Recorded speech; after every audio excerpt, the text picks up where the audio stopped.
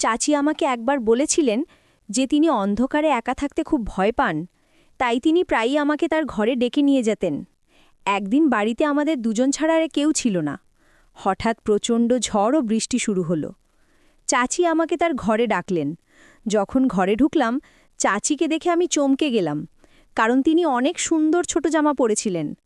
চাচা তখন কয়েক মাসের জন্য বাইরে গিয়েছিলেন কাজের খাতিরে। চাচি আমাকে একদিন অন্ধকারের অজুহাতে তার ঘরে ডেকেছিলেন। এক রাতে যখন আমিও চাচি ঘাটে ঘুমাচ্ছিলাম, মাঝরাতে হঠাৎ করে আমি কিছু অদ্ভুত অনুভব করলাম।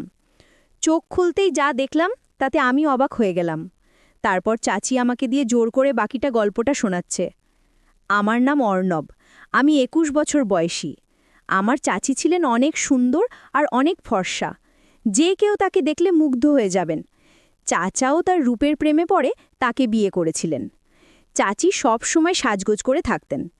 একাদশ শ্রেণীর পরীক্ষা দেওয়ার পরে আমার ছুটি শুরু হয়েছিল, তাই আমি মা বাবার কাছে অনুমতি নিয়ে চাচি ও চাচার বাড়িতে ছুটি কাটাতে যেতে চেয়েছিলাম। চাচার বিয়ে মাত্র ৩ মাস আগে হয়েছে, তাই আমার বাবা মা আমাকে সেখানে যেতে নিষেধ করেছিলেন। কিন্তু আমি অনেক বছর ধরে চাচার বাড়িতে যাইনি, এমনকি তাদের বিয়েতেও যেতে পারিনি, কারণ তখন আমার পরীক্ষার সময় ছিল। চাচার সঙ্গে দেখা করার জন্য আমি খুব আগ্রহী ছিলাম এবং নতুন চাচিকে দেখতে চাইছিলাম। বাবার কথা ছিল যে আমরা পরে কখনো দেখা করতে পারবো, কিন্তু আমি তখনই যেতে চাইছিলাম। শেষ পর্যন্ত অনেক বুঝিয়ে বাবা চাচার বাড়িতে যাওয়ার জন্য রাজি করালেন। মাঝে মাঝে ভাবি হয়তো ভালো হতো যদি তখন চাচার বাড়িতে না যেতাম, কারণ এত কম বয়সে চাচি আমার সাথে এমন কিছু করবেন যে আমি ভাবতেও পারিনি। একটি নতুন অভিজ্ঞতার সন্ধানে আমার জীবনে একটি গুরুত্বপূর্ণ দিন এসেছিল। তা ছিল শনিবারের একটি দিন, যখন আমার বাবা আমাকে চাচার বাড়িতে নিয়ে গিয়েছিলেন। কিন্তু আমাদের পৌঁছানোর পর দেখি বাইরের দরজায় তালা বন্ধ। মনে হলো চাচি হয়তো কোথাও গেছেন। বাবার ফোন করার পর জানতে পারলাম তারা শপিং করতে বেরিয়েছেন এবং বাড়িতে ফিরতে কিছুক্ষণ সময় লাগবে। তাই আমরা বাড়ির বাইরে দাঁড়িয়ে তাদের জন্য অপেক্ষা করতে লাগলাম। প্রায় ২ ঘন্টা পর চাচা চাচি বাড়িতে পৌঁছালেন। বাবা বাইরে গিয়ে তাদের সঙ্গে দেখা করলেন আর চলে গেলেন আমাকে রেখে। আমরা সবাই একসঙ্গে বাড়ির দিকে ফিরতে শুরু করলাম। চাচি তখন স্কার্ফ দিয়ে মুখ ঢেকেছিলেন এবং চাচার বাইকে বসেছিলেন। আমি দেখতে পেলাম চাচি অনেক সুন্দরী। চাচা ছিলেন সাধারণ দেখতে, কিন্তু চাচি সত্যি সুন্দর ছিলেন। অন্যদিকে চাচা হঠাৎই আমাকে ডাকলেন, অর্ণব, কি দেখছো তুমি? অনেকক্ষণ ধরে তোমাকে ডাকছি। তার ডাকে আমি কিছুটা অপ্রস্তুত হয়ে গেলাম, তবে দ্রুত সামলে নিয়ে বললাম, আমি ভালো আছি, এবং চাচাকে সালাম করলাম। এতদিন পর আমাকে দেখে চাচা খুবই খুশি হলেন। মনে হচ্ছিল যেন আমরা অনেক দিনের পরিচিত। এখন ২ দিন ধরে চাচার বাড়িতে ছিলাম।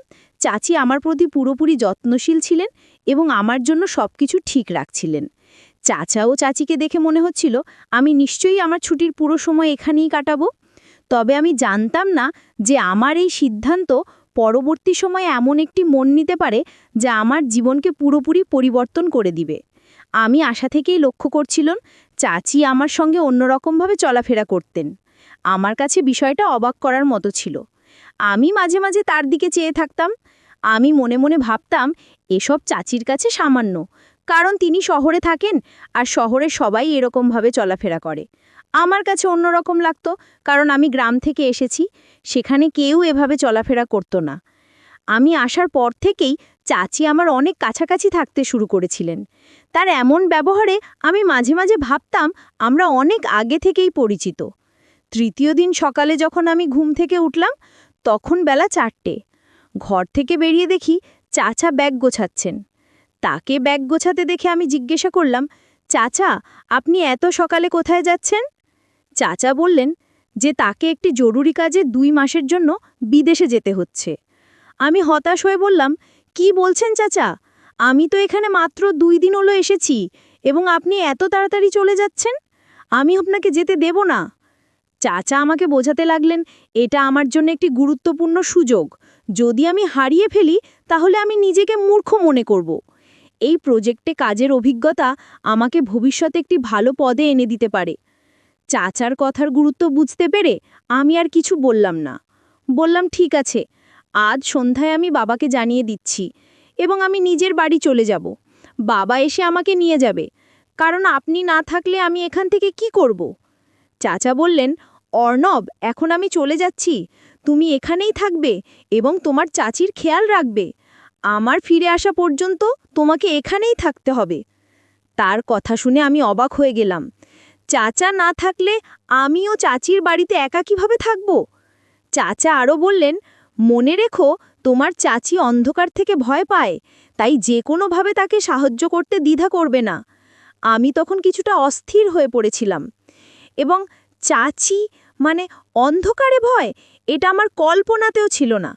চাচি সম্পর্কে নতুন তথ্য আমাকে কিছুটা হতাশ করেছিল। প্রথমে তো আমি রাজি হতে চাইছিলাম না, কিন্তু চাচার জোর করার জন্য তার কথা আমাকে শুনতেই হলো। তারপর আমি চাচির দিকে তাকালাম। আমার কথা শোনার পর চাচি আমার দিকে তাকিয়ে অদ্ভুতভাবে হাসছিলেন। মনে হলো আমার এখানে থাকার কথা শুনে তিনি অনেক খুশি হয়েছিলেন। আমি চাচাকে সাহায্য করতে লাগলাম, তার কাপড় গুছিয়ে রাখতে এবং পরে তাদের বিমানবন্দরে পৌঁছে দিলাম। চাচাকে বিদায় জানিয়ে আমিও চাচি বাড়িতে ফিরলাম।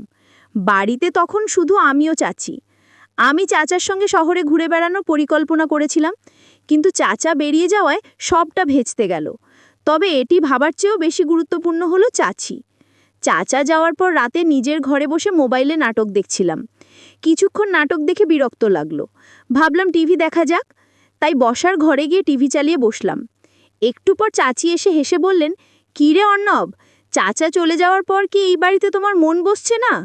চাচি আমার পাশে এসে গল্প করতে থাকলেন। তার কথাগুলো শুনতেও আমার অনেক ভালো লাগছিল।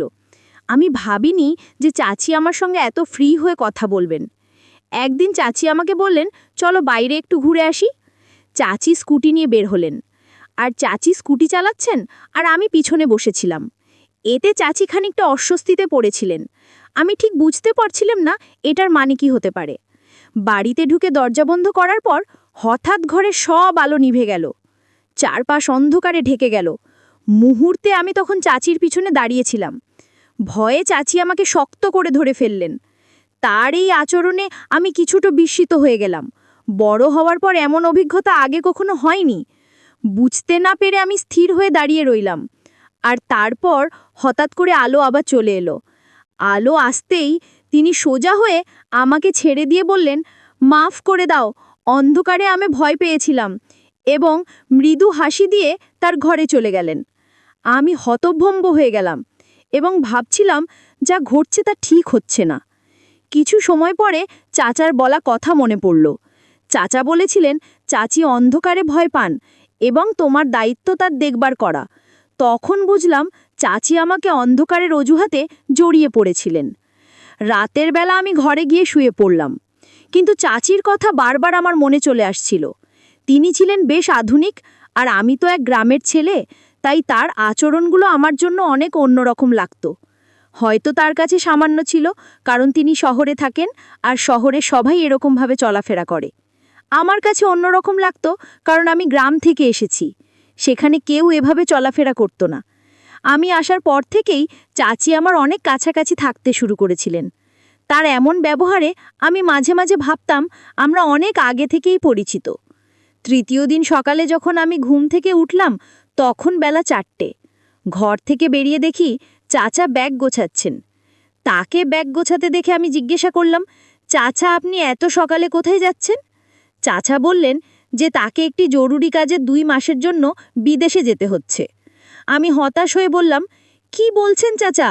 আমি তো এখানে মাত্র 2 দিন হলো এসেছি এবং আপনি এত তাড়াতাড়ি চলে যাচ্ছেন। আমি আপনাকে যেতে দেব না। চাচা আমাকে বোঝাতে লাগলেন, এটা আমার জন্য একটি গুরুত্বপূর্ণ সুযোগ। যদি আমি হারিয়ে ফেলি তাহলে আমি নিজেকে মূর্খ মনে করব। এই প্রজেক্টে কাজের অভিজ্ঞতা আমাকে ভবিষ্যতে একটি ভালো পদে এনে দিতে পারে। চাচার কথার গুরুত্ব বুঝতে পেরে আমি আর কিছু বললাম না। বললাম, ঠিক আছে, আজ সন্ধ্যায় আমি বাবাকে জানিয়ে দিচ্ছি এবং আমি নিজের বাড়ি চলে যাব। বাবা এসে আমাকে নিয়ে যাবে, কারণ আপনি না থাকলে আমি এখান থেকে কি করব? চাচা বললেন, অর্ণব, এখন আমি চলে যাচ্ছি। তুমি এখানেই থাকবে এবং তোমার চাচির খেয়াল রাখবে। আমার ফিরে আসা পর্যন্ত তোমাকে এখানেই থাকতে হবে। তার কথা শুনে আমি অবাক হয়ে গেলাম। চাচা না থাকলে আমিও চাচির বাড়িতে একা কিভাবে থাকব? চাচা আরও বললেন, মনে রেখো, তোমার চাচি অন্ধকার থেকে ভয় পায়, তাই যে কোনোভাবে তাকে সাহায্য করতে দ্বিধা করবে না। আমি তখন কিছুটা অস্থির হয়ে পড়েছিলাম এবং চাচি মানে অন্ধকারে ভয়, এটা আমার কল্পনাতেও ছিল না। চাচি সম্পর্কে নতুন তথ্য আমাকে কিছুটা হতাশ করেছিল। প্রথমে তো আমি রাজি হতে চাইছিলাম না, কিন্তু চাচার জোর করার জন্য তার কথা আমাকে শুনতেই হলো। তারপর আমি চাচির দিকে তাকালাম। আমার কথা শোনার পর চাচি আমার দিকে তাকিয়ে অদ্ভুতভাবে হাসছিলেন। মনে হলো আমার এখানে থাকার কথা শুনে তিনি অনেক খুশি হয়েছিলেন। আমি চাচাকে সাহায্য করতে লাগলাম তার কাপড় গুছিয়ে রাখতে এবং পরে তাদের বিমানবন্দরে পৌঁছে দিলাম। চাচাকে বিদায় জানিয়ে